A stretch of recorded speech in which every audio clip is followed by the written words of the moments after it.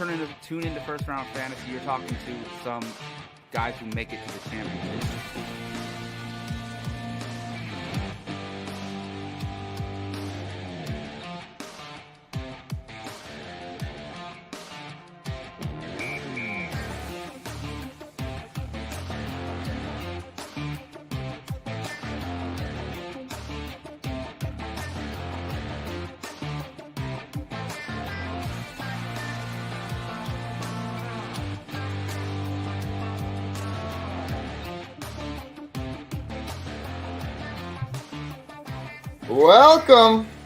Welcome on into the First Round Fantasy Podcast, your home for second round advice. And guess what? We don't know this guy that's right next to me, but I'm Gabriel Miramontes. We'll get to you in a second, but thank you all for tuning in. Be sure to like and subscribe. You can also follow us Facebook and Twitter and Instagram at First Round Fantasy.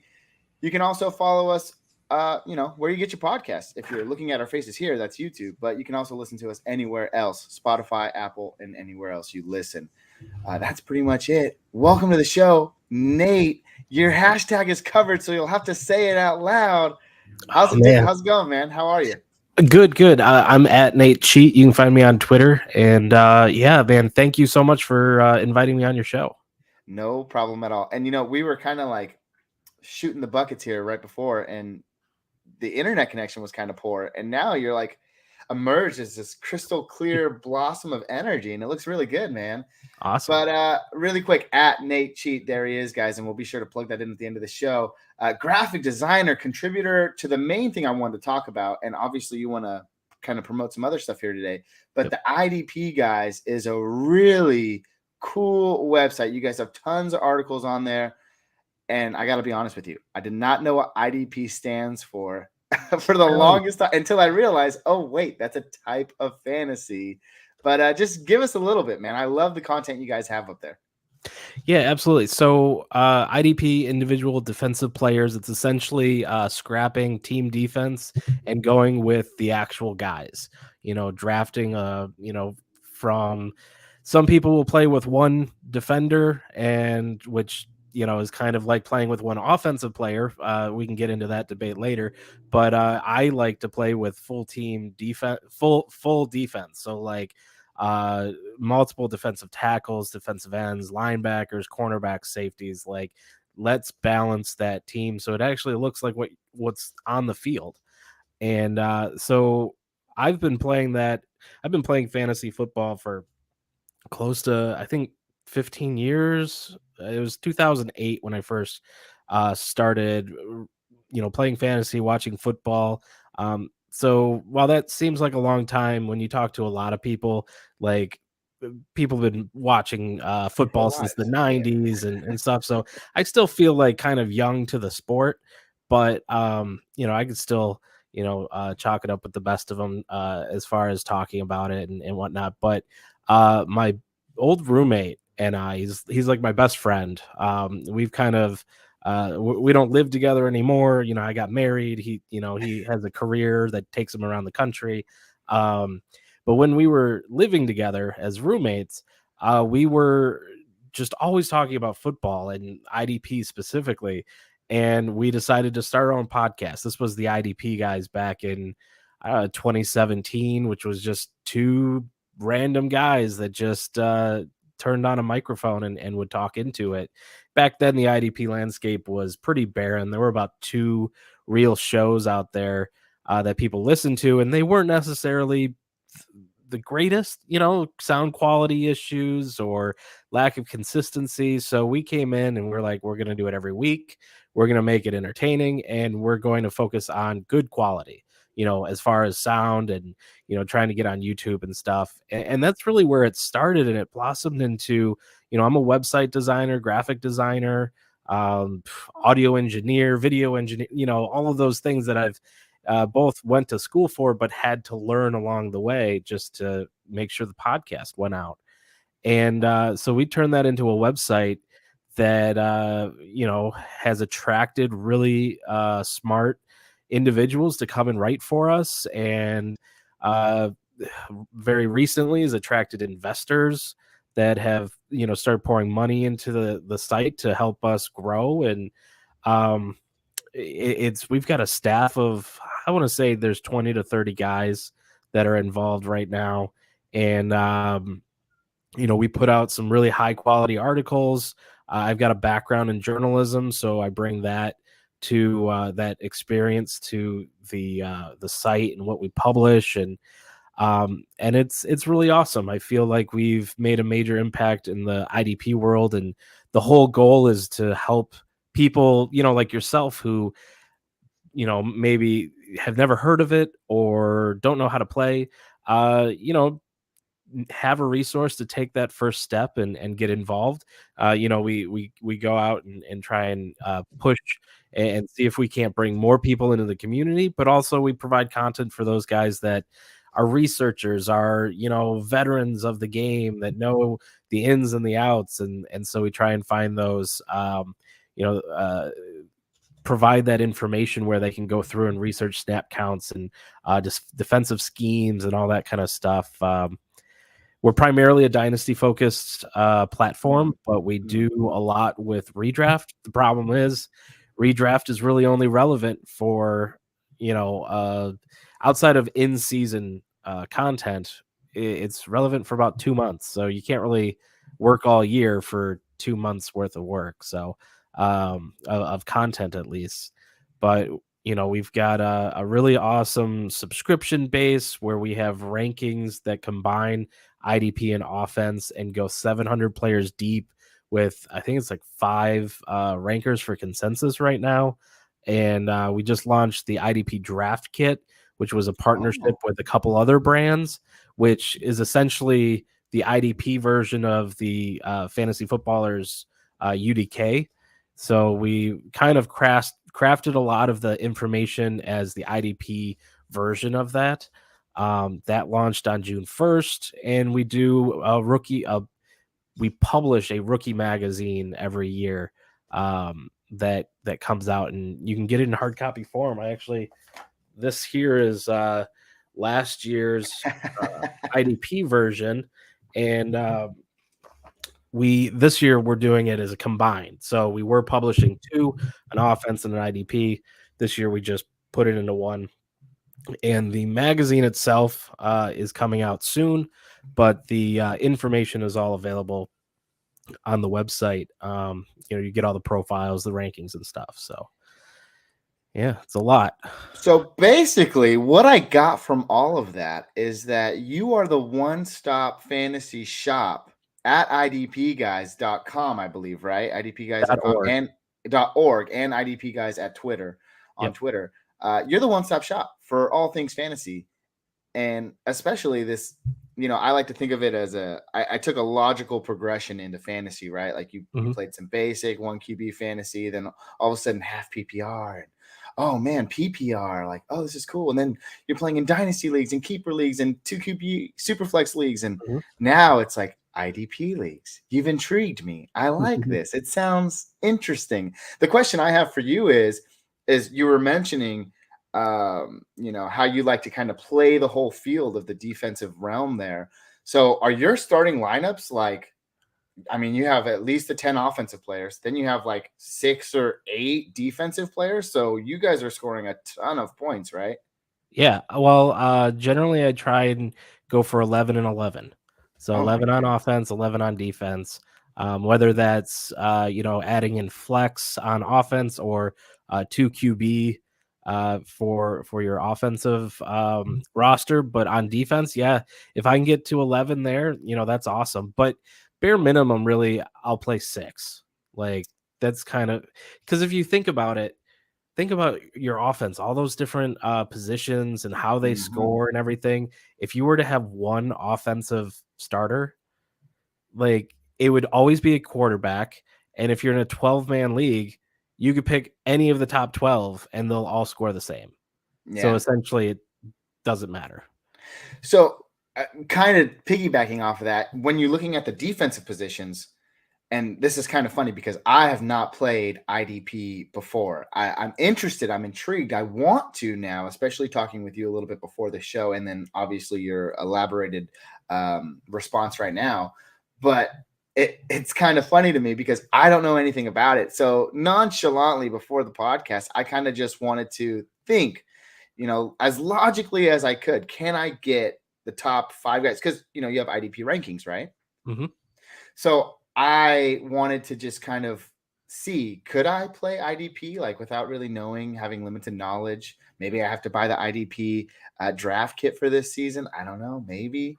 But this is what I came up with. So my top 5 guys, and there might be a little bit of bias included in here. I had Aaron Donald, just signed that 2-year, $60 million extension. Bobby Wagner, Okay. who he's not playing for Seattle anymore, right? I mean, he's a free agent, isn't he? No, he plays for the Rams. Yeah. Oh my gosh, that defense. Micah Parsons. Yep. Myles Garrett. And Max Crosby, because I just see him dominating for the Raiders all the time. But that's kind of what I came up to. And I don't know if you want to tell me your top 5, but you put it up here after I put mine up. That is the disclaimer, folks. So how close did I get? And let me see what you have. Yeah. So, well, first, let me evaluate a little bit on your rankings here. I Okay. love Aaron Donald. And if you play in a defensive tackle league where you have to start a DT, I would say that Aaron Donald is definitely going to be in your top 5. Like, that guy is a beast. He's a top in the edge rusher position in itself as well. As far as getting sacks, tackles, and all that stuff. Loving Bobby Wagner up there, Parsons, Garrett, those guys are great. Max Crosby is also he's. You say it's biased, but he is good too. So I might drop him down a little bit, but no, I like those that top 5 there. My top 5. Right at the top, TJ Watt. He is a beast as an edge or a linebacker play. Amazing sack potential every year.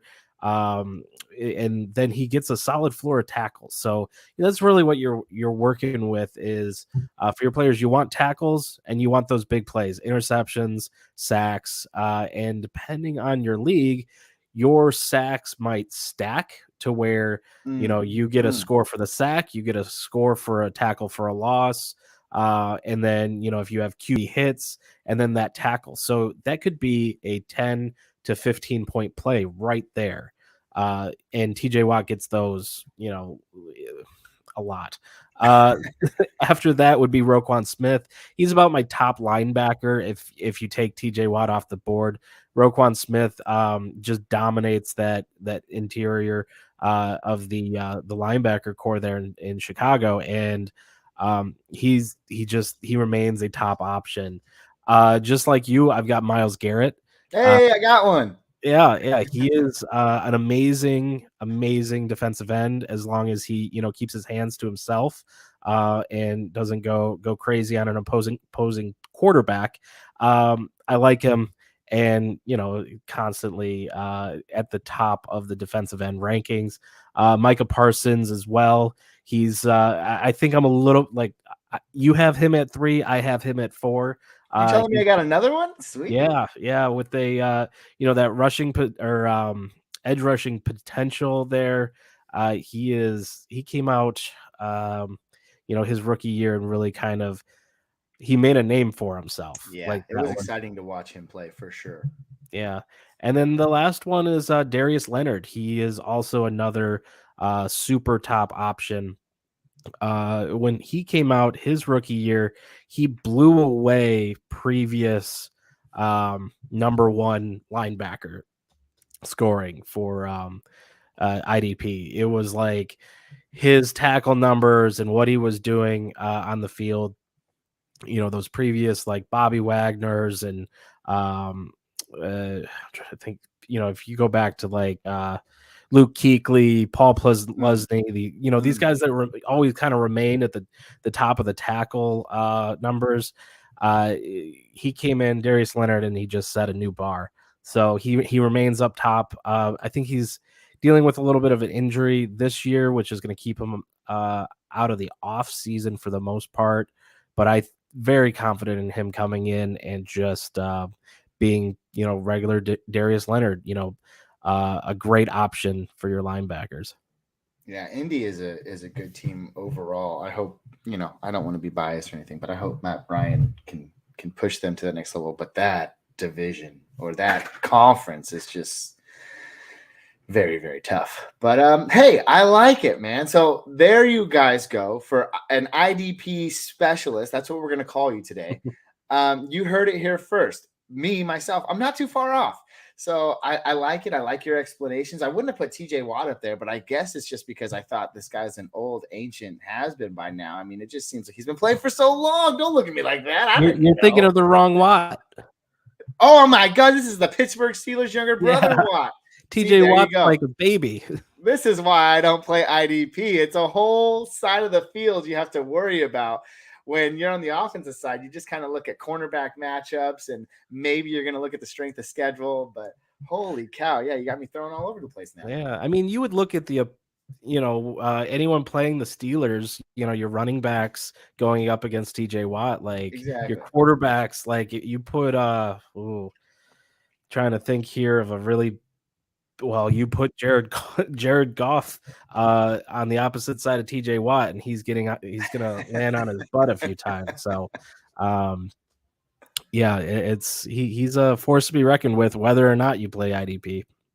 Fair enough. Let me ask you this: we were talking about quarterbacks a little bit earlier, and how like they are the essential piece when you're playing fantasy football. That's like what you build your dynasty teams around, all of that good stuff. When you're playing IDP, is there one position that holds value over the rest? And if so, what is that position? Or are they all just kind of similar in value? So you got a couple of linebackers up here at the top, right? Yeah, it comes down to depth. Linebackers linebackers are going to be more your like wide receivers where you're getting a lot of points, but there's also a lot of depth. Yeah. Gotcha. Your defensive ends, your edge rushers are going to be more of your quarterbacks, but there's a little bit of a volatility there. Your top defensive ends, edge rushers, are going to have really high ceilings and really high floors. That's your Josh Allen, QB, Patrick Mahomes type archetypes, and then they fall into a, not as good, the kind of will win you a week or will kind of not put up the numbers that you want to see. Your Jameis Winstons. And so that's, really rises those really good players up to the top, like TJ Watt. That you're going to get a solid tackle floor, and then he's going to sprinkle in at least could be 2 sacks, and then maybe he'll have a 5-sack game, just something ridiculous where your TJ Watt will score as much or more than your quarterback on your fantasy team. So it kind of, if you really want to get into the opportunity costs and all that stuff between the positions, Tom Kislenberry of DLF dives into this, these numbers like crazy. So if you're that kind of player that's like, oh man, I really want to see like the differences and stuff, like, make sure and follow him. But, for the most part, there's enough similarity that you can have different strategies as you're drafting. If you're kind of new to IDP, you'll probably want to make sure and shore up your linebackers, because if you don't, so like there's a lot of depth, but you have to kind of stream them. So you have to work the waiver wire. You have to get, okay, what's the good matchup and piece them in. And you can do that. You can get Roquan Smith numbers out of that position through the waiver wire and just constantly kind of churning that out. But if you don't feel like you could do that, getting a solid piece right there and building around it is important. But my strategy is usually getting either my defensive ends, my edges, so like Myles Garrett, or I'll go defensive back. So if however the draft ends up playing out, say I'm not in a position to get a Myles Garrett or those top guys, I might swap over to the defensive backs and get like a Jeremy Chin, Buda Baker, oh man, the Chargers guy, Derwin James, get one of those guys where it's like, I don't have to worry about that position group.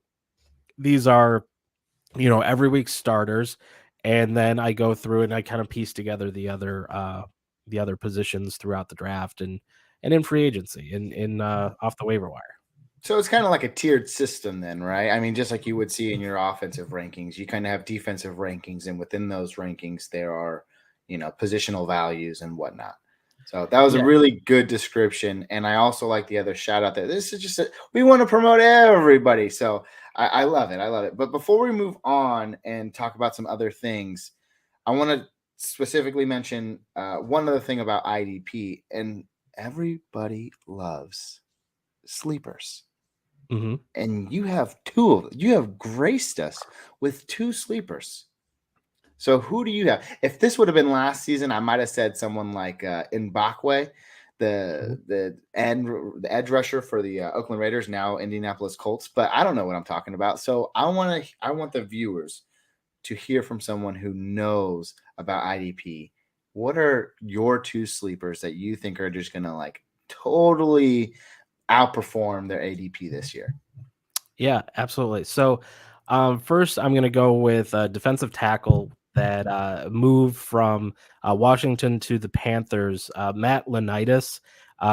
If you're in a league that you have to start defensive tackles, this guy is going to rebound from. He had a breakout season where he was an amazing pickup off the waiver wire, and then kind of fell flat a little bit last year. I think there were some injury problems and just not being utilized correctly. And so he's become kind of an afterthought. But after moving to the Carolina Panthers, he's got the opportunity to come in and fill in where Hassan Reddick had 11 sacks last year. And so, his ADP is free. He's not, you could probably even wait till after your draft and pick him up. But he's someone that could come in, make an impact right away. And, that's like the perfect sleeper. It's just gold there waiting for you. And if you're, not getting an Aaron Donald, you're not getting a, the San Francisco defensive tackle. Bosa? No, defensive interior lineman. Don't do this to me. Yeah, I'm blanking on him. If I would have had any of my Niners co-stars on today, they would have been happy to tell you. But Yeah, I can't believe I am blanking on this guy. But essentially, like, if you're not getting those top two options there, then you are gonna need to pick someone up, and he should, Leonidas here should be DeForest Buckner. I'm sorry, that's the Dallas thing. So Aaron Donald, DeForest Buckner, those are your top two guys. That's like a tier in itself. And then if you're not getting those guys, you could pick up Leonidas and have a guy that could break into an every week starter for you. But on the other side of that, we're going to go with more of a common a linebacker here. So, if you are playing IDP, you're going to be starting linebackers, even if it's a simple, flex D spot. But Nicholas Morrow is another under the radar player that's going to be, he's slotting in next to Roquan Smith there in the middle of the Bears defense. And just historically, the Bears defense does really well for the two interior linebackers. And so he's not going to get, Roquan Smith numbers or anything like that. But for a guy that will probably be drafted in the late rounds and redrafts, could be on your waiver wire in Dynasty, or you might be able to float a really nice offer to the owner of Morrow in your league. He's going to see an uptick in production. He doesn't have anyone in the way for him to see the field, so he's not splitting snaps with anybody that has any more talent than him that could win that job. So I definitely, I really like Morrow to stash on your bench and be ready to plug him in either on a weekly basis, or if you just have a guy go down or you need to fill in for a bye week. Well, folks, there you have it. A crash course on IDP fantasy from none other than Nate Cheat. Is it okay if we go by the Twitter name today? Yeah, that's usually what I go by. That's Okay, perfect. completely fine. It's just so much information. And for me, it's overwhelming. So if you're listening at home and it's just kind of over your head, listen to it back. The guy's got a soothing voice. He's going to walk you through the process. He went over his top 5. He gave you a few sleepers, also talked about some positional value. I love all of it. I'm interested. We might even have to talk a little bit later because now I want the head up or the leg up. I don't know why I said the head. I want the leg up on these guys if I wanted to be like, hey, let's start an IDP league. That way Yeah. I know everything because I talked to Nate Cheek. Yeah. So thanks, man. We appreciate it. Let's go ahead and transition now. We're going to talk about auction drafts, another thing that I really don't know anything about, but I will say something that's similar in fantasy. I am a strong opponent of the waiver wire system. I love Fab. I love that everyone has an opportunity each week to kind of pay for that player, what they think their value of that player is worth. So when I think of auction drafts, it's very similar, right? Except it's the draft, it's the whole entire team. And you're pretty confident. You play in a lot of those leagues. You're in some pretty crazy ones right now. Why don't you tell us a little bit about your experience? Yeah, absolutely. I've been I first got like introduced to auction drafting pretty soon into my dive into Dynasty as a whole, and I instantly fell in love with it. Now, I do have to clarify because there are now different types of auction drafts for fantasy.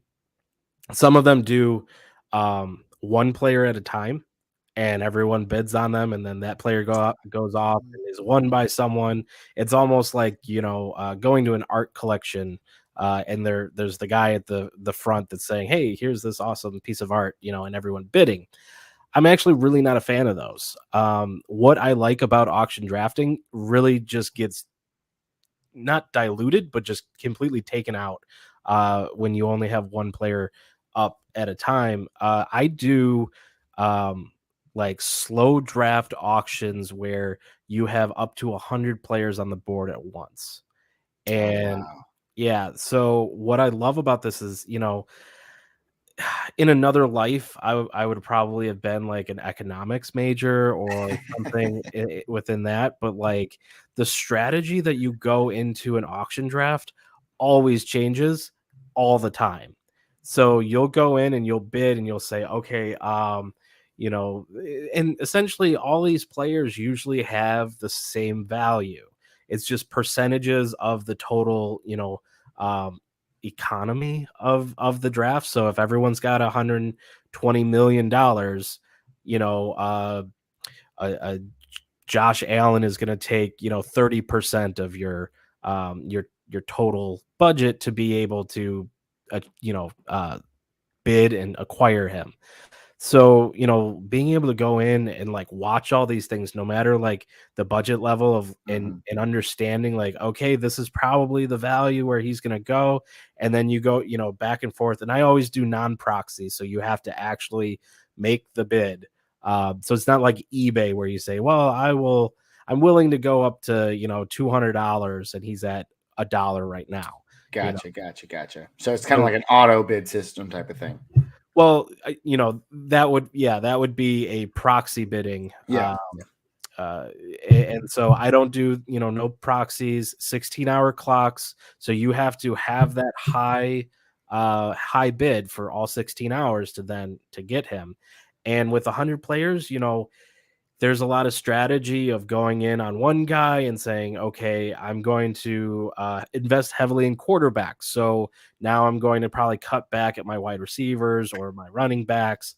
Or, if you're doing IDP as well, like that's a whole extra wrench in the system. But, you go in with that and then someone bids more than you're willing to go. Now you got to switch your strategy and say, okay, well now I'm going to get the high running back, and now I'm going to focus on running backs first. And it's almost like I'll sit there and I'll just constantly just watch the draft go on, and as I'm being outbidded or going up, and like players are getting too expensive for me, I'm constantly switching my strategy of how I want to keep going. So like When you go into a snake draft, you know what position you're in. You know what players are going to be there. With an auction draft, everyone's available. It's how much you're willing to pay. And some people will pay over and above what the market value should be, because I'm a Bills fan and I really want Josh Allen, and I'm willing to, instead of capping it at 30% of my budget, I'll raise it up to 45% and then make sure that I'm the one that has them. And it always is a counterbalance. So you go one way and then the counter Exactly. has to happen as well. So, if you're getting Josh Allen for 45% above market price, then Where there's are you sacrificing? 10% that's coming out somewhere else. Yeah. Yeah. So, That makes a lot of sense. When you talk about like amounts, when we do fab in the regular season, it's $1,000. But any incremental difference, you could have $1 million and it's all going to be spent the same, right? But Mhm. typically, like let's just say 45% of $100. So $45. Do you find that leaves you with, someone? I guess I just don't know how the process works, right? So you get Josh Allen, that's your player. You spent $45. You have what is it, $65 left or something, or $55 left. Yep. Then the next round, are you looking for guys like I just don't even know, like Jamar Chase, like Jonathan Taylor, like those guys aren't there anymore. Like especially Jonathan Taylor, probably since he's the number one overall running back. But Mhm. how do those values keep going down as the rounds continue? It's kind of a weird question. Well, so there's no real rounds. It's just a list. So Oh my as goodness, this players is get scaring me. they make it through that 16 hours, they come off the board and new ones come up. And what you see is like at the beginning of, the first bids, the nominations, the players go up. The first ones are always the really, your first round picks, essentially, your Mhm. attractive guys. And they're going to keep going. And, so you can have bids on, uh, you know, um, Josh Allen, Jamar Chase, Tyreek Hill, and you could be spending your whole wad on like the top 5, 6 guys, and then just resigning yourself to the depth is going to be all $1 or waiver wire $0 pickups, and that's the fun of it, is like you can piece together any team. If you can win it, you can have it. Like there's no, it's not like a snake draft where it's like, the only way I'm going to get the top 3 picks is if I have the top 3 picks. And that's just not how things work. Unless you're somehow trading your future to get, 101, 102, and 103. Interesting. One more question before we move on, though. Like, let's just say, what side would you prefer? I have $100 and I spent $50 on Josh Allen, and this is a completely random question because I know nothing about auction drafts. $50 on Josh Allen, and then you spend $50, let's say, on Jonathan Taylor, and you get them both. You're set.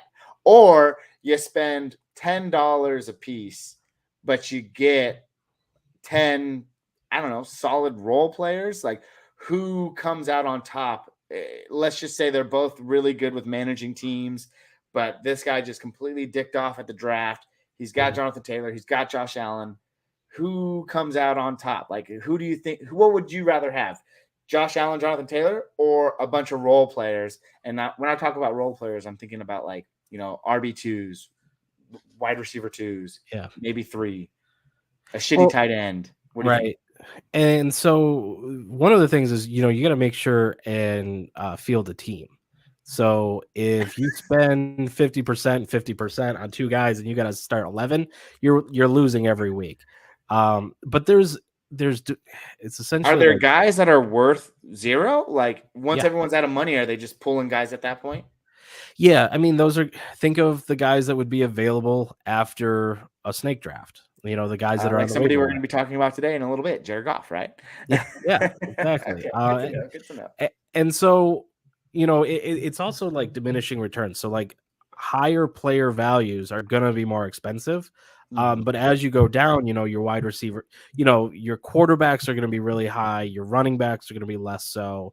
Your wide receivers, depending on who they are, and then your twos and threes at the position, you can really quickly go down from a 50% budget to a 5% budget and still be getting actionable players. And that's what it comes. Everyone is making these decisions all at the same time, because as you start winning players, your budget goes down and you go, okay, so now I've only got $50 out of 100 and I need 5 guys. How, now I'm going to get, $10, or I'm going to do $20, $10, 5, and a bunch of ones, so it's like breaking a $100 bill. You're going to get your $50 bill, and then you're going to get some 20s and a 10, and it's going to come down to ones and even pennies if you want. Yeah, fair enough. I like it. Let me ask you one question before we move on. If you are going into a draft tomorrow, would you rather be walking into an IDP snake draft or $1,000 budget, only offensive players auction draft? Which one is funner to you? Which one do you pick? Auction draft, 100%. There you go. Sweet. Awesome. Good to know. We're going to make that transition now. Again, be sure to go back if you guys have questions. Leave your comments down below. We always love to hear what you have to say, and we'll engage with you because usually we do. But with that being said, we're going to talk about Nathan's team, and it's a great place. This is where the fantasy kind of comes into it today. What I know about offensive fantasy players, which, I mean, now I just feel like a little baby here because defense is just a whole nother world to me. But we're going to specifically be talking about the Detroit Lions. We're not going to spend too much time on every single player, especially this first one at the top here. But just general impressions, Nathan. Your team went 3-13 last year. Is there room for improvement? Is there hope? Are there more wins on the horizon with this team? What are your just initial thoughts before we dive into each of these? We'll probably go over 4 or 5 players here. Yeah. So I think Dan Campbell came in and I love Dan Campbell. did what he was meant to do. He created a team that likes to bite ankles and kneecaps, and pick themselves up out of the dirt, because Matt Patricia, Bob Quinn, they totally decimated this team. It's almost like when you take over and you take over an orphan in a dynasty league where the last guy just did not give a crap and sent all the good players out for nothing in return. That collusion team that got booted out of the league. I hope that Patricia and Bob Quinn have their ability to fly through Detroit Metro Airport revoked, put on the Michigan no-fly list. I hate those guys. So, just a little backstory on that. But yeah, so last year I was not expecting much. 3-13. If you told me that, at the draft last year, I would have said, I think you're high. You're too high on the team. So I was expecting. I honestly said that they could do an 0-16, 0-17. They could have been the first 0-17 team. I was 100% on board with that. And after shipping Matthew Stafford over to the Rams, I kind of shifted my focus, my football watching focus, to him, because he had been with the Lions for so long. I've got his signature. You're a fan of him, yeah. Yeah, super fan of him, and he's a upright guy, a great guy and everything. And what he's done for Detroit, he's pretty awesome, in my opinion, so wanted to see him go someplace he could be successful. Rams was it. He was that piece, just like Tom Brady was for the Bucks, a couple years ago. And he, I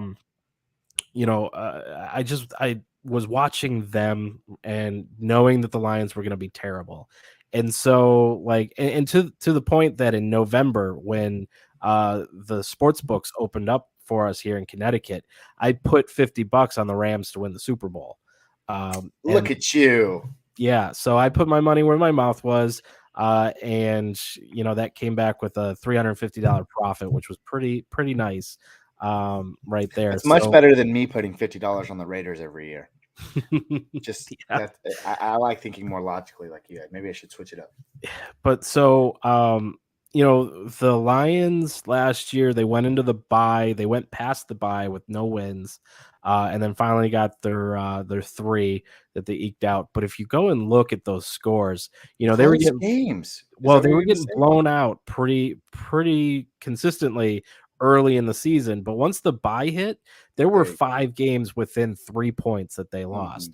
And really that's, comes down to a coin flip. That comes down to a 65-yard field goal hitting the center bar and happening to keep going, to bounce up and keep going for Justin Tucker to make that record-breaking kick. Now that's the second record-breaking kick against the Lions.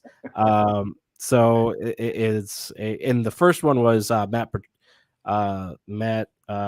Prater, one of Yeah, my yeah. favorite players. When he was a Lion, I was all about him. But I had a boot. so if those coin flips went the other way, now you're looking at an 8 and 8 and 10, 9, 8 8 and and 10. Yeah, 9 uh, 8 and 9. uh, team, which that's a big difference as far as the conversation you're having about them. And then they go and add some amazing pieces in the draft between Aiden Hutchinson, Jamison Williams, I think it's Josh Pascal. Mm-hmm. Um, Mm-hmm. In the I think that was the second round, and then a few guys later on that have opportunity to become make it on the team. They've taken this crappy little roster, and Dan Campbell is like squeezing out the talent out of every player on the field there, and then they're adding in good talent to help replace what they're missing. And I really think that they're in a position where this year, I'll be honest, they could be just as bad as last year, or they could be a dark horse for playoffs. Not saying that they would go into the playoffs very deep, but with the expanded, what is it? The expanded playoffs, the extra team on each side, it makes it a Mm-hmm. lot easier to get into the playoffs now. And so 3 teams out of a division can make it, and so if they were to say have the coin flip go the other way, chalk up 2 more wins, then you're looking at a 8-9 win team, 10 win team maybe. I'm not gonna put any money on that, but I'm saying logically you could kind of make that step, that if they were able to keep, and you take into effect that last year they had one of the highest the most challenging strength of schedules They in the did. league. They were top, I think it was like top 3, and then this year they're bottom 3. And now I don't put a lot of stock into strength of schedule because everything changes all the time in the NFL. But, if you're gonna make that case of, like, are they gonna improve? That's definitely something to talk about. Definitely, definitely. You left me in that conversation with so many potential segues to jump into these guys, but I kept coming back to this first one that you mentioned at the very beginning, which was you said Matthew Stafford was a stand-up guy. Did you happen to see the video of him at the celebration ceremony when he watched the reporter fall off the stage? Drunkenly, yeah, that guy was so out of there, I don't think he knew what he was doing. If And you didn't, I was gonna put it up and just show it, but I was like, does he really think he's a good guy? And I don't think if anybody is in an intoxicated state, I think they do the same thing. I don't want to come out here and say I do that. I have legality things behind me, but I mean, you can't. The world just crucified this guy, and I yeah, felt bad for him. But he was intoxicated. You kind of laugh. You see things like that, and it was kind of funny. I think he was more than intoxicated. I mean, think about it. He's had a 10-year plus career with no wins, nothing, Oh, nothing. he was And blitzed then then, huh? he just won the Super Bowl. That guy was not there. And I've watched that video a few times because it just seemed uncharacteristic. Yeah, And it totally. really looked like his wife, who was she looked stone sober, said, go, like, I've got this, and because I guarantee you Matthew Stafford would have walked within 5 feet of that edge. He was going over too. Yeah, Like, he was barely standing. That guy was so gone. It's just Deservedly something I always so. think about. Yeah, deservedly so. Let's go ahead and talk about another quarterback that has went to a Super Bowl before, and now finds himself on the Detroit Lions, formerly mentioned Jared Goff. He finished as the quarterback 24 last year. He's currently ranked, or I shouldn't say currently ranked. He is currently the 27th QB off the board. And again, all these rankings and draft values are according to NFC. I love using them. It's for high competitive, high stake drafts. My personal ranking of him this year is QB 23. That puts him kind of out of the range of obviously a top 10, top 12 guy. That puts him out of the range of a 2 QB super flex type of guy. But it puts him in that streamer 2 QB flex range. Let me kind of hear your thoughts. And again, I don't want to spend too much time on him because as we talk about him, it's naturally going to come up that we're going to talk about these wide receivers next. But just kind of, is there a ceiling that we haven't seen yet? I mean, we've seen Jared Goff get to a Super Bowl. We've seen him be relevant for fantasy before, and they've improved, right? They're making the noticeable changes on offense, but can that lead to fantasy success for a guy like Jared Goff? They didn't draft a quarterback either. They could be waiting for next year, but it must mean that they believe in him to some degree, right?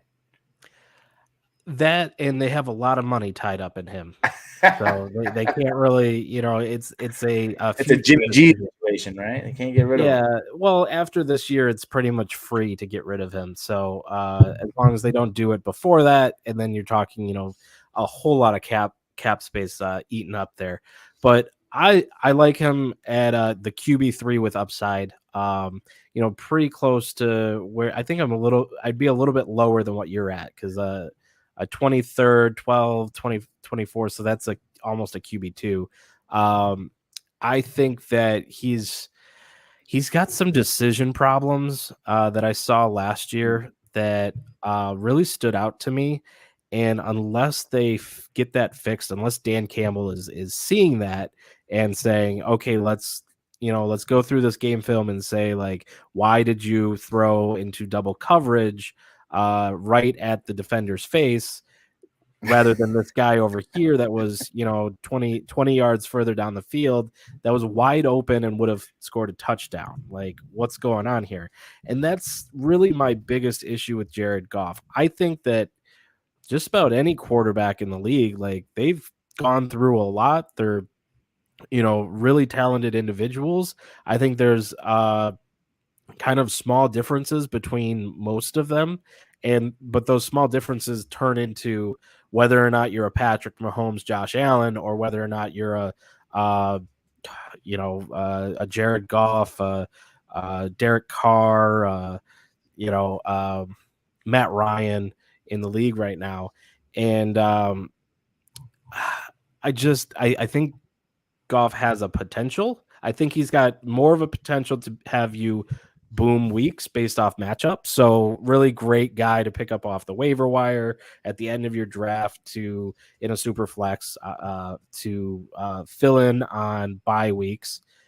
But as a starter, I don't like it. As a NFL quarterback, I don't like it. As a fan, I don't like it.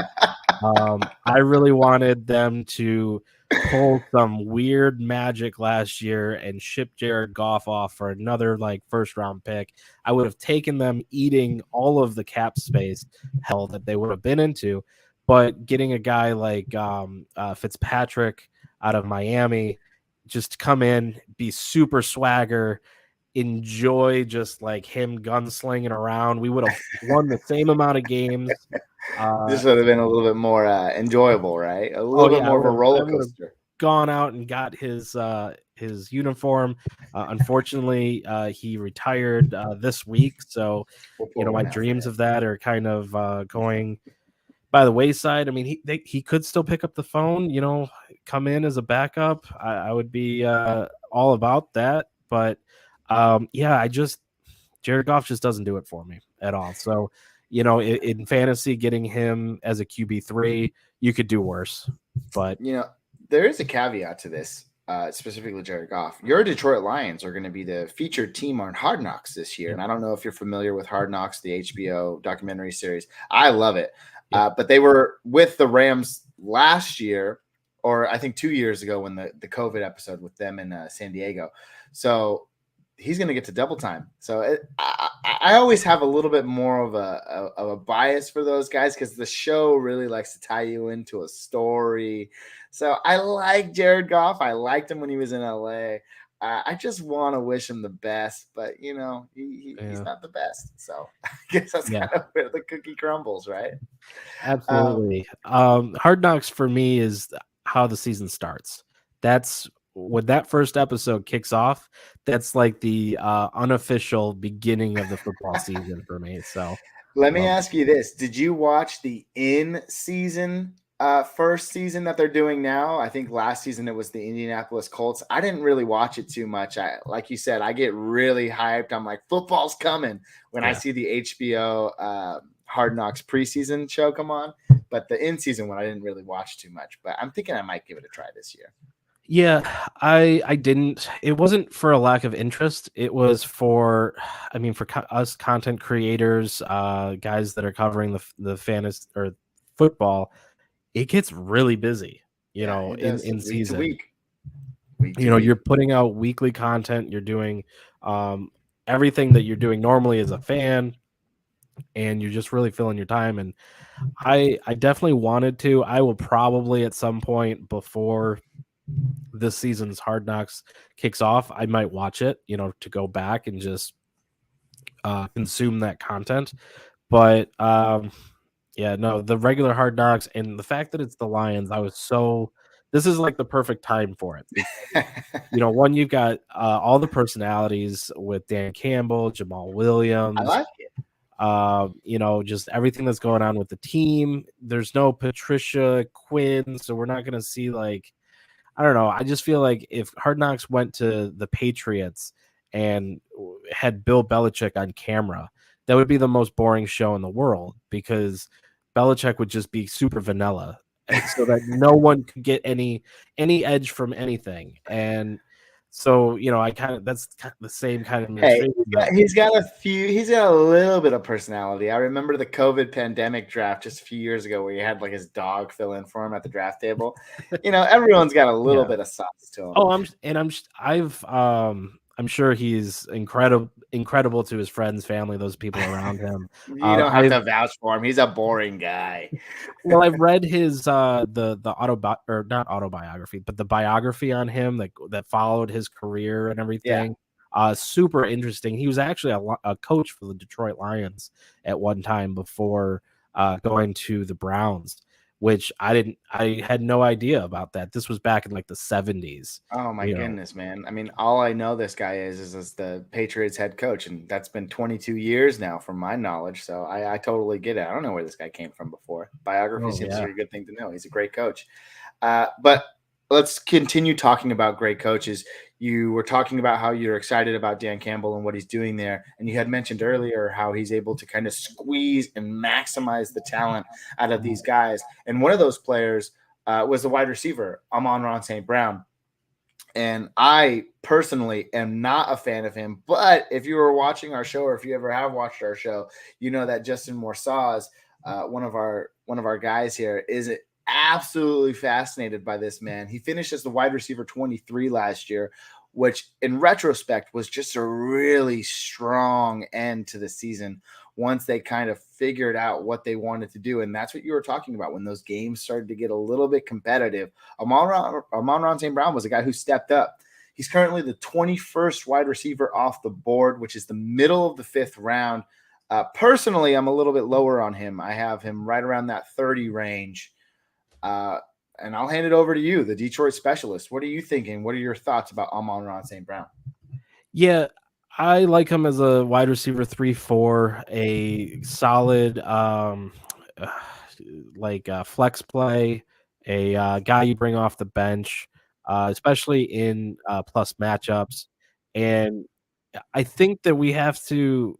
So I'm both on board with him at the right price. To say that's any player. You get him at the right price, boom. But him specifically, I think he's got the potential of really good boom. Uh, a boom bust potential, I would say, where based off of the matchups, based off of how the Lions go into this season, I could see it going a couple ways where there's a path to him getting some every week targets because of how he finished last year. I really see there becoming maybe a report between him and Goff to where he could become that safety net, that kind of like check down. There were a lot of Totally. plays where he was even behind the line of scrimmage when he caught the ball within 10 yards of the line of scrimmage, and has that run after the pass potential there. But the real thing that we have to keep in mind is he boomed last year after the devastation that hit the team with injuries. Hawkinson was down. I think Swift was down. They just didn't have anyone else to throw it to. Yeah. So that opened up the targets for him. Now we're going to see Hawkinson come back, Swift come back. We've got the addition of Jameson Williams. Amazing name, by the way. As a graphic designer and fan of the team, I just can't wait to both create I like Jameson whiskey, so create something with that, or Tennessee Williams. A lot of potential there for really great ideas. But I digress. I just think that there's a case of two options where he might be kind of way down the depth chart as far as target shares, or he could be that safety blanket and really kind of make his owners happy, is the fantasy owners happy with having him. So we'll have to see, because it's still really early in the season. 100%. Still way too early to call to see how these things play out, but this is what we fill our time with, right? Speculation and the hope of what is, right? The whimsical thought of what if. There's a reason why I do have him ranked a little bit lower than usual, and it's just because some of the guys that are also going in that 5th round, I think there's just better quarterback play. You have Marquise Brown, who's essentially on a new team, going to be filling in for DeAndre Hopkins for the time being. That's a step up, and he's also playing with a better quarterback in Kyler Murray. Amari Cooper, if Deshaun Watson plays, which is likely not going to happen at this point, so he might actually, let's just say this, Amon-Ra St. Brown might scoot up a little bit in the next couple of days. But Mike Williams and Jerry Jeudy, even though that's a bigger question mark with Jerry Jeudy, I still like those guys just purely because of the quarterback play that they're going to have this year. Whereas we talked about Jared Goff, you don't know what you're going to get from him week in and week out. You might get those head scratching plays. You might get some star-studded plays, but can that withhold and stand the value of a wide receiver? And, that's kind of why I have him where he is. But it seems like we're in the same general range. Before we talk about the rookie and the whiskey promotion that you have in mind with him, the branding that goes with it, let's talk a little bit about DJ Chark, just because I think he's more of a dart throw as in terms of kind of where he's going. He did sign there on a 1-year deal. Correct me if I'm wrong. Yep. But you have some notes here. He's currently the 54th wide receiver off the board. I mean, are you really even drafting him? He's kind of like a late round guy. But is there anything out there that you see appetizing, or is he more of a distraction? So I think he has the potential to be the top wide receiver target for Goff. He's coming in. There's a reason they paid up for him, and they brought him in for that 1-year prove it. And he's on a 1-year prove it deal, so he needs to show out. And I just don't like Goff. If this was any other quarterback, I would be so much higher on Chark here. And he's shown that he can be a solid option at wide receiver. And so, he's one of those where if I don't have any Lions wide receivers and I have to get one, he's probably the first one I'm really going to think about. But it's also going to be really spread out as far as target shares, with having Hawkinson back. Swift is going to take some shares because he'll pass catch out of the backfield there. We talked about Raw, and actually a clip that I saw on social media today was Quintus Cephas with a one-armed catch for I think it was like a 30-yard right to the end zone from Goff. So, and Dan Campbell coming in and saying that he's, been impressive in camp. So, there's a lot of these guys that I wouldn't necessarily say are super talented or are going to, pull in a large target share, but they're going to eat away at Chark, at Ra, possibly even if Williams, sees the field in a very heavy way. These are all just it's very spread out, and I think It's very on purpose. Yeah. I totally understand. And a lot of times what happens to fantasy players, and this is from my experience, which I'm happy I'm kind of out of that thought process now, is that, with running backs, oh, they drafted a running back. Oh, there's a free agent running back signing there. You get so worried that they're going to eat into those touches because running back touches are so valuable. Whereas in the field and scope of wide receiver, you can't always look at it as a negative team if a team adds a piece. Because they're opening the field more. They're giving more opportunities. So a guy like DJ Chark coming in could give more room to those underneath targets for a guy like Amon-Ra St. Brown or DeAndre Swift for that matter. So I like the addition. He's still a guy that's going in the 14th round. He's a dart throw at best. Yeah. But let's take a second here to talk about the other guy they added, the rookie. And this is going to segue into a little bit of rookie rankings here. And we are running well over time, so we're just going to start running through these things.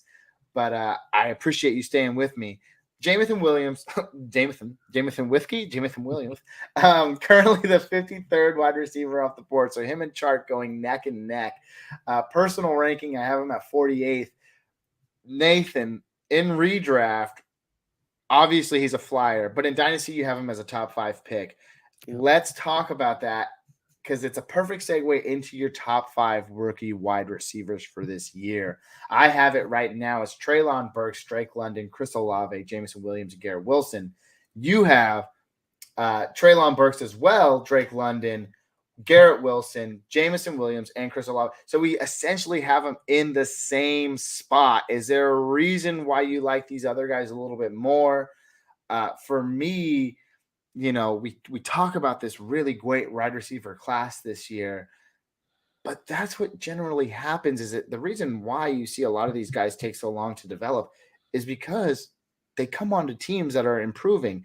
So the quarterback play on these teams is not the greatest.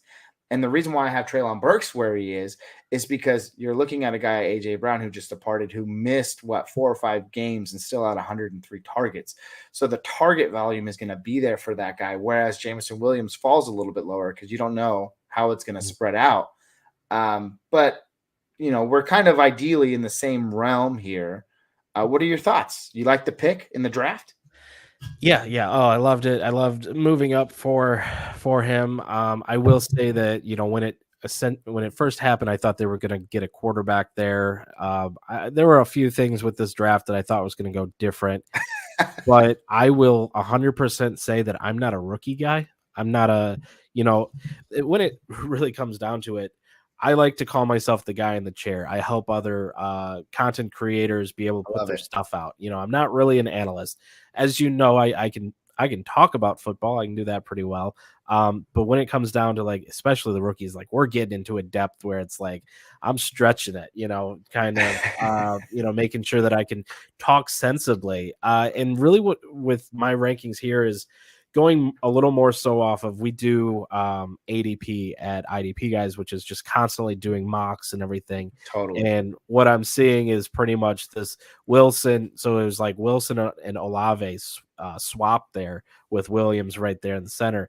I just did a draft where I took Williams essentially at that 3rd spot, but I only did that because I wanted him as a Lion. You're biased. Yeah, but I don't see that being a problem.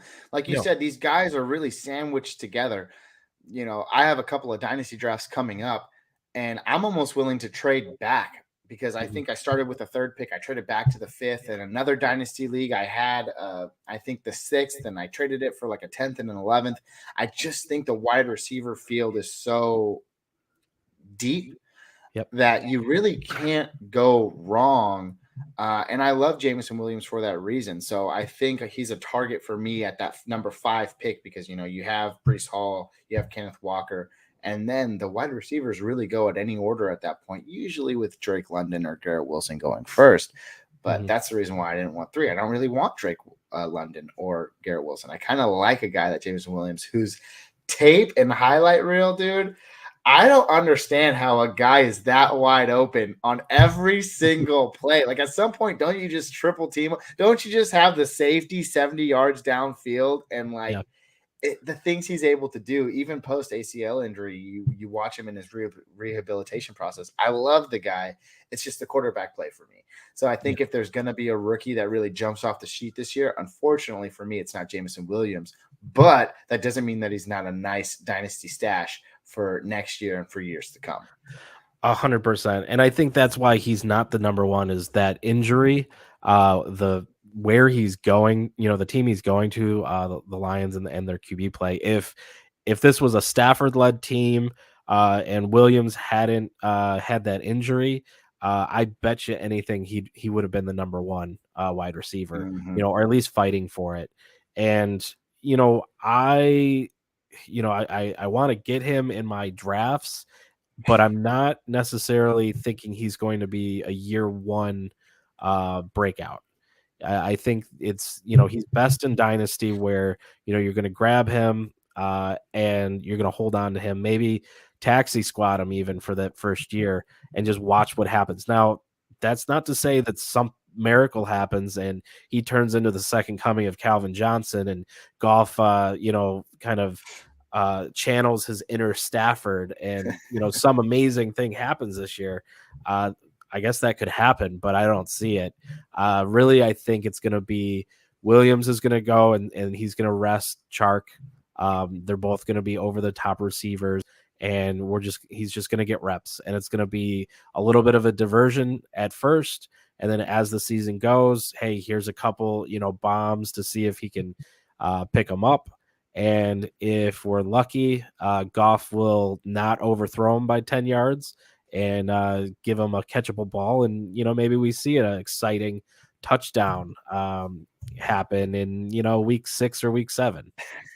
Hey, and in Detroit, no offense, but that's all you can hope for, man. You live for those amazing plays, even though you guys kind of took the L or whatever. But hey, Yep. I have hope. I like Jared Goff. Remember, I said that. Maybe not for NFL, but I still want him to do good. All right. I want him to have a job. So I want him to do good this year. Let's turn it over to the running backs really quick. Me and the stuttering. DeAndre Swift, running back for the Detroit Lions, finished as the is that correct? Finished at 23 last year? No, I think I meant to say 13. My mistake. He is currently the ninth running back off the board. That puts him at the end of the first, early second, depending if you're playing in a 10 or 12-man league. My personal ranking is right there around that 13 range.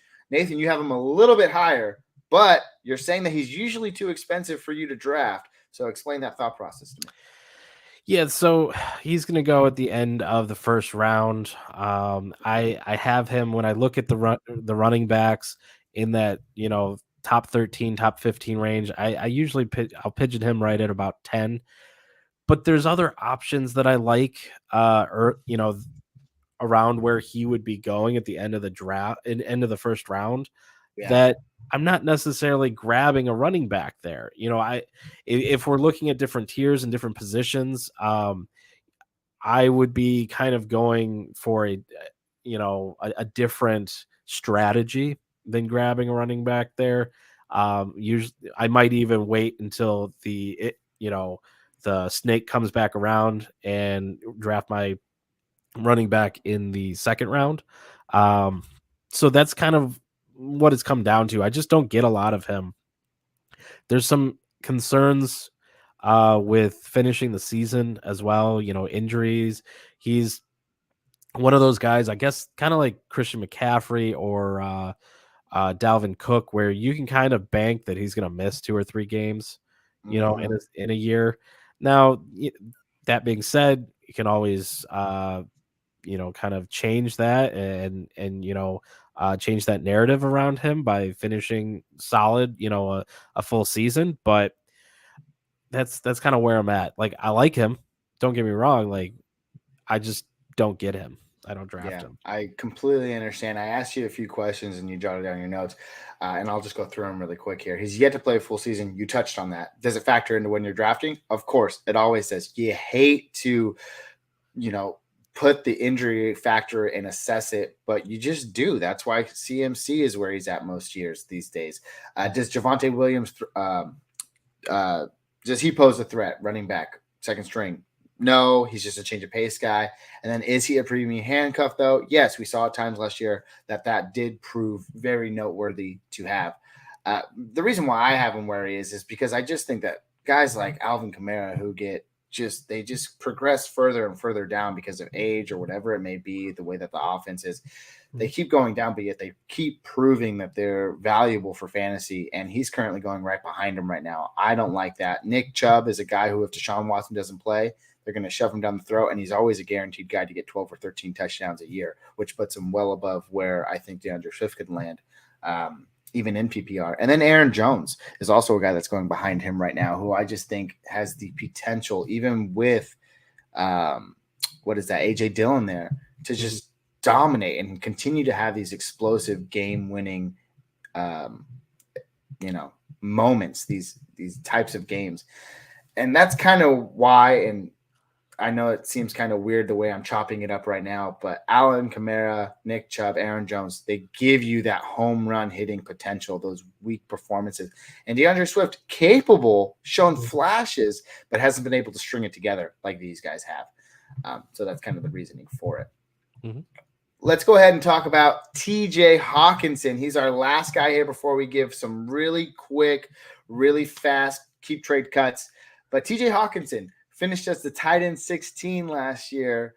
That was a real big bust in terms of where you were drafting him. He's currently the 6th tight end off the board right now. That's right in the middle of the 7th round. My personal ranking, I have him at 8th, so not too far off. Nathan, you have him kind of right where he's going, 7th, because he's the number 1 target currently.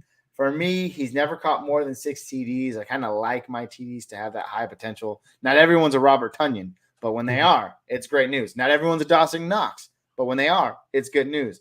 So I just think if you're looking for those guys outside of the Kelsey, outside of the Waller, outside of the Kittle, and then, of course, Mark Andrews, you're looking for the guys who are going to be able to get an absurd amount of touchdowns. And I don't know if I see that happening. Do you see that happening? What are your thoughts? Yeah, so obviously he had the injury last year, which was not ideal as far as production. You also have Jared Goff, who he doesn't really have that great a history with tight ends. But that being said, there isn't a whole lot of other talent around him.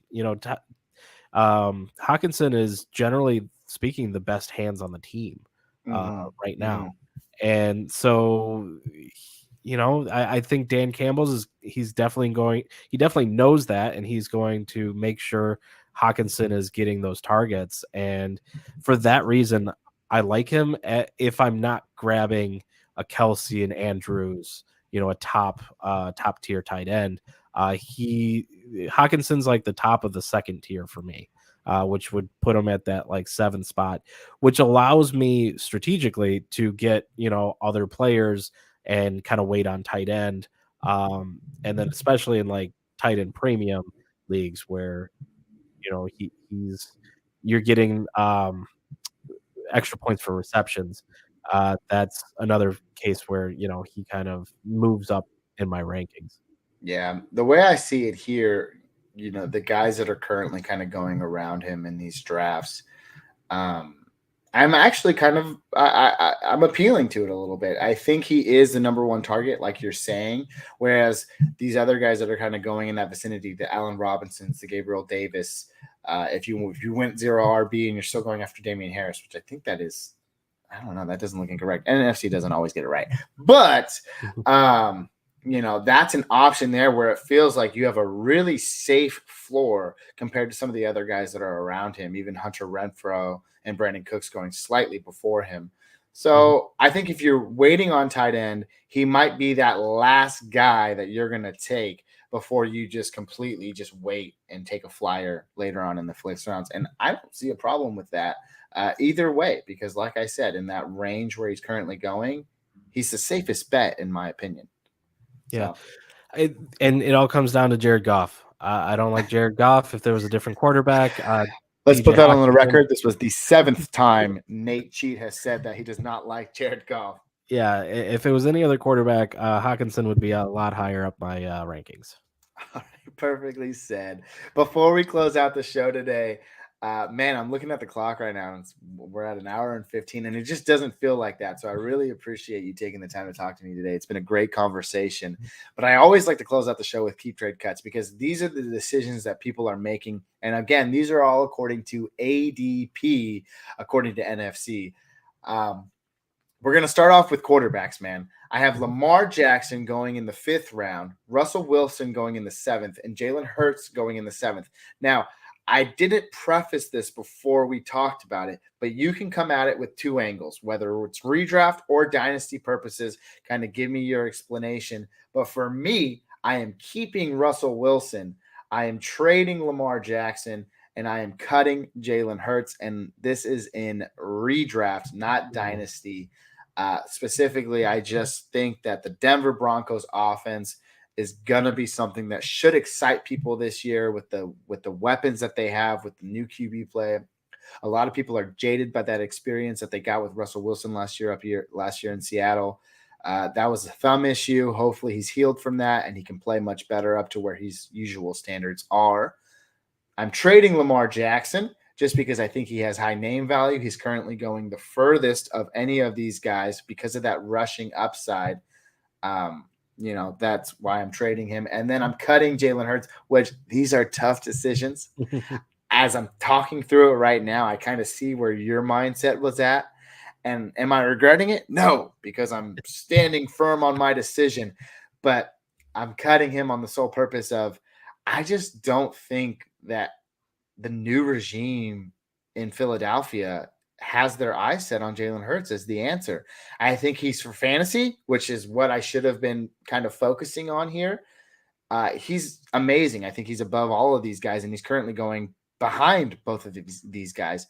But the rushing upside, you just can't deny it. But in the grand scope of things, whether you want to focus in dynasty or redraft and real NFL for that matter, I don't see the team buying into him. They haven't really made the moves that show them they're doing that. I guess they bought AJ Brown. Now you just have me in a daze and confused. This is why I love keep trade cut. Let me hear your thought process on these 3 guys and where do you have them? Yeah, I think that I would probably be the same redraft or dynasty. Obviously, and that is yeah. So Jalen Hurts, I'm keeping. Lamar Jackson, I'm trading name value. Russell Wilson, I'm cutting. It's a tough decision. These are all great guys. If I had, any of them, I'd be happy. But, you put me, gun to the head, have to make decisions here. Jalen Hurts, young, rushing upside, has a lot of room to grow into the future. Lamar Jackson, he's got the name value. He's going to, get you the best return. And then Russell Wilson, this is getting – I don't want to say it's the end of his, getting close to the end of his. It's the Peyton Manning-esque where, the Peyton Manning transition. He has like 2 or 3 years left. Right. And so, Russell Wilson for the longest time was that rushing quarterback that you really liked. He had a great floor. I got a feeling he's probably going to start slowing down, throwing more, rushing less, cooking, I guess, let Russ cook is it's going to be, let Russ bake. And so, that's where I like Hurts as the guy to keep and Russell Wilson, the guy to cut. Fair enough, man. That's keep trade cut for you. We do it quick. It hurts to say it, and you sound stupid sometimes. In this case, it was me. But maybe I can get you on the next one. Let's look at a group of running backs here. We have Saquon Barkley, Leonard Fournette and Cam Akers all going in that middle to late second round. I am keeping Saquon Barkley. I am trading Leonard Fournette, and I am cutting Cam Akers. And again, as I say that, I can't help but forget that Sean McVay, he is a one running back guy. And I think I am biting my own tongue here when I'm saying that you can't believe in past experience, because when he showed up in the playoffs last year, it didn't look good with Cam Akers. And I think it's recency bias. That's why I'm cutting him here. Saquon Barkley been dealing with injuries for countless over the last 2 or 3 years now, it seems like. But I just love the talent. I don't know what's going on there in New York, which is scary, but I think the promise is still there. And I love that they just came out and said that they're planning to get him involved a lot more in the passing game, which if you're in a PPR league, you got to love it. Leonard Fournette, I'm trading him. I think he had a great year last year. I do think Rachaad White comes in as a rookie and has an immediate presence in the passing game, which is where we saw a lot of fantasy success for Leonard Fournette. And so I'm trading him on the precipice that I know that he's going to take a dip in production in the passing game. And that's kind of the way I see it. So what are your thoughts? Yeah, so I'm keeping Cam Akers because he's young. He came out of a record-setting return from a ACL tear last year, and Season to season. so he was rusty. I could say, that kind of you can use that as an Definite excuse factor. for his performance, but getting the offseason going in to this season, I'm liking him. Saquon Barkley scares the crap out of me. He's super expensive, and he can't ever stay healthy, or it's just very frustrating owning him as a player in your fantasy team. I want nothing to do with him, but he has such name value that I reach across and say, hey, Gabe, you want Saquon, throw me 2 first round picks. And I probably get, oh my God, never mind. I thought it was going to be like maybe a first. I don't even know at this point. Okay, continue. Yeah. And then Leonard Fournette, he's playoff Lenny. I'm cutting him just because, he's going to have that reduction in production, but I also think that he's more suited for those specific moments where it's like it's all on the line, and he's not really a in-season player for me. Totally understand where you're coming from in that sense. I get it. That's why they call him playoff Lenny, right? Yeah. We're gonna shoot through these last ones here. Wide receivers. Terry McLaurin going in the 4th, DJ Moore and Michael Pittman all going in the 4th round. We are straight and narrow to the gun here, keeping Michael Pittman, trading DJ Moore, and cutting Terry McLaurin. And that hurts to say, but it's just, you don't know what's happening over there in Washington. They don't even get their names right most of the time these days. And they draft Jahan Dotson. Very tumultuous waters there with Carson Wentz coming in. DJ Moore also has similar QB problems. However, you think the name value is a little bit younger. Terry McLaurin was an older receiver coming into the league. That's why. So we're trading him. And Michael Pittman, you like to see him take that next step, which he already did take a fantastic step last year. You think Alec Pierce gives him some help with that wide receiving core in Indianapolis, which is why we're keeping him. Closing thoughts on these guys? So we seem to be right in line with our thoughts here. And Terry McLaurin, I drafted him last year after a lot of hype, a lot of coming out the year prior, and it just was disappointing. And then DJ Moore was another guy that I drafted last year, and he exceeded. He was like I wouldn't say an unknown sleeper, but it was like he was under the radar and then just kind of picked it up. And so, he's raised his value. And if you grabbed him last year, now cash in, go in and make that trade. Terry McLaurin, just expensive. I'm cutting him because I'm keeping Pittman. because he's got that ability to do kind of like what DJ Moore did last year, kind of be under the radar and rise up. So that's pretty much my keep trade cut. I love the thought process, and I'm glad that we could end on a very similar note here, and you didn't have to make me look bad. So I really do appreciate it. And that's keep trade cut. Gut decisions, straight to the point. That's how we like to do it here. And before we get out of here today, I'm looking at here, we're just over an hour 25, man. I loved taking the time to talk with you today. I hope we can do it again in the future. Before we close out, though, I know that we had talked about it. And for anybody who's made it this far, don't worry, I always clip it up so you'll be able to get the time in there. Tell me about it, because we talked a lot about the IDP guys, but I understand that you're taking a venture into a new realm. And what is that, and what does it look like for you? And can you help me? Let's talk about it. Yeah, absolutely. So kind of what spurred me going on, if anyone's been following me, I've been kind of back to back on different podcasts, talking Lions, talking IDP, all that stuff, but it's all been to spread the word of this new venture I'm getting into. So I built up IDP guys, that whole staff, kind of figuring it out as I go and creating, it's a business that makes money at this point. So there's a lot of people out there that are trying to, make money in the fantasy industry as content creators, establish brands, build them up. And last year I got involved with, I kind of had a shift where, I graduated from the university with my design degree, started making websites, and I focused on like restaurants. And let me tell you, that's like the worst industry to try and sell a restaurant owner a couple $1,000 website, because they're going to look at you and say, well, hey, this purveyor, that purveyor, and whatever will give me it for free. So, going in, I just was hitting my head against the wall trying to make a living selling websites to restaurants. I worked in restaurants for a very long time. I thought I knew what I was getting into. Didn't.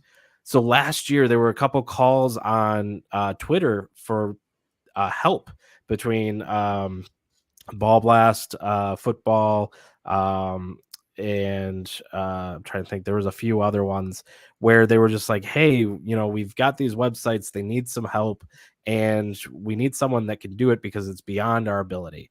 And I kind of answered the call, and really quickly I found that I could make a living by offering, help to, establish websites, people that were willing to invest in and create a website for them to build their brand off. One of these sites I did was like campustocanton.com. If anyone knows of the Fantasy Expo in Canton, Ohio, I did their website, all of these things. And so it kind of really showed this need in the industry for help. And I found like my niche in that. So as I keep going into it, I started really kind of paying attention to other content creators, what they're doing, the tools they're using, and, whether or not they're being successful at it. And so everyone's got their different goals or the level of where they feel like they've achieved what they want to do. And so my whole purpose, my kind of shift, is to become a resource to help content creators get to the level they want to get to. So do you want to be working at ESPN? Well, you're going to need certain skills, ability to do certain things, and you're going to have to, kind of develop a following to be able to, have your voice be heard, get their attention and everything. Yeah. Whereas other people just want to get to a point where they're with a solid crew of people that they enjoy being with, hanging out, swapping ideas, and they need some help and guidance there. So this new brand is called Content Design Coach, contentdesigncoach.com. Currently it's a couple weeks out from launch. And this is going to be, I'm building a community. There's going to be a subscription where you can come in and get into a Discord chat, a community where you can talk with me, talk with other people on just how to improve, how to get better. There's going to be courses, tutorials, all sorts of resources of just like, hey, I want to learn how to properly put together a YouTube channel. create YouTube content and publish it? And how do I get that extra like trick of like YouTube SEO, creating thumbnails? There's a lot that goes into things, and sometimes people will rush in and they'll put out, subpar content and not really know how to improve on it. And, then you go through into the research process and start, figuring it out for themselves. And I was doing this 5 years ago, figuring out, what's the best equipment for podcasting. Mhm. Do I want to spend $250 on a Yeti mic, or do I want to spend less and have the ability to, have four people on a microphone in my studio? Those kind of things. And really, it's going to launch with eventually there'll be the first course is how to set up a website. So how to go through the from start to finish, how to create a blog site for your fantasy football brand or your content create. It's not just for the fantasy community; it really is anyone that's creating content. And so that's just my goal. And I've started to also book interviews and record interviews for a podcast that will go alongside it, that will just be me talking to people in my network or people that I come across that are expert in something. So my most recent that I've done, it's my first interview for this podcast. Calvin and Hobby of DLF. He's the host of a lot of their YouTube shows. And so I sat down with him and we just talked about how to be a good YouTube or podcast host, how to be a show host.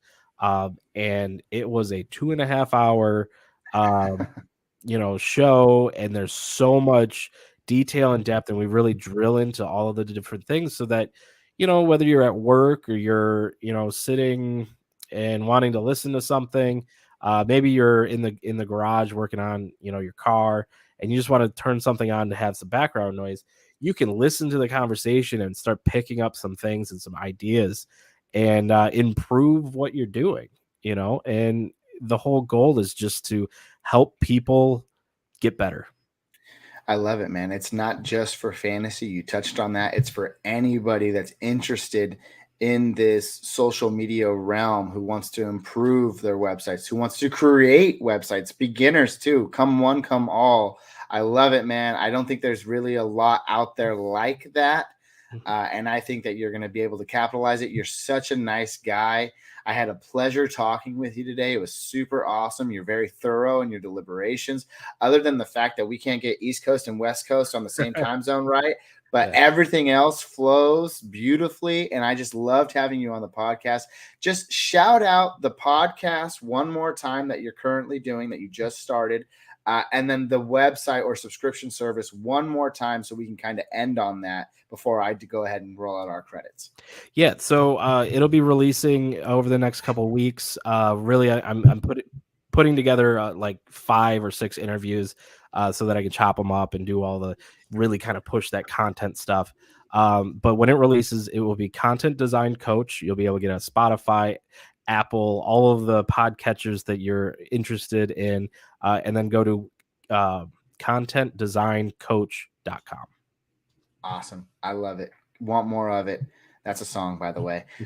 Really quick, thank you all for who forever decided to stay this long, in an hour and 33 minutes today. We appreciate you so much. Be sure to like and subscribe. Leave your comments down below if you have any thoughts, positive or negative. We want to hear them all. We want all the feedback. That's what we're here to do, get better and give you the advice you need to win your fantasy championships. You can find us on Facebook, Instagram, or Twitter at First Round Fantasy.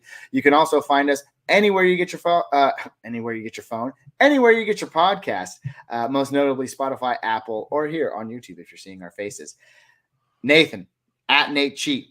We always like to end the show here on an extremely hot take. So today I'm going to hand the realm over to you. I know I didn't really prep you about this, but we love to do it here off the cusp, off the top of your head. It doesn't even have to be fantasy related, but kind of does. But wherever you want to go with it, wherever your mind takes you, make it as hot and spicy as you can. Really put some prosody on it, man. Let it be known. What do they want to hear? What do you want the people to hear? Let's end it right. My hot take: Deshaun Watson starts week 1.